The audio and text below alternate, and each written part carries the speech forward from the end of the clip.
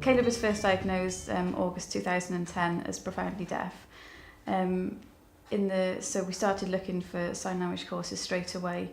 At the time we didn't know that there was going to be any chance of him hearing in the future, so we knew that we needed to learn to communicate with him on his level.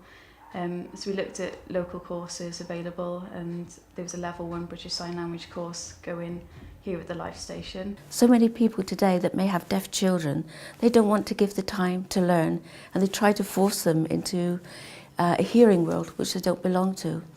But they've allowed their child to be a part of both worlds. He can choose himself as he grows up, but it's allowed him to express himself, and I've been delighted to see that it's a very happy little boy that's able to talk to his parents and grandparents and other members of the family.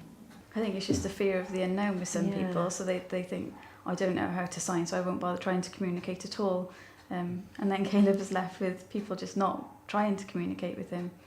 But he doesn't really let that happen very easily, does he? He makes himself quite known. They work so close as a family and helping one another. They practice the sign language together as a family. So it's really good to see them progressing, and signing now has become, quite natural for them, really. Now we've got the proper means of communication with him.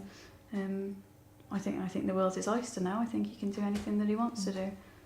Leanne, David and Carol, I am so proud of you for what you've done. Sorry I can't be there tonight with you. You really deserve this award.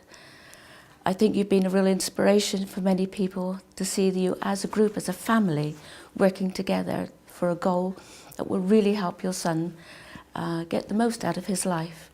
And I hope that your story will help other people as well make changes in other people's lives so that they too can enjoy the closeness that you have with Caleb.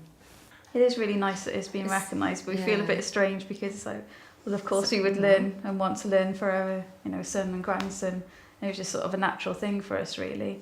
But it's really nice all the same that it's obviously been recognised. So.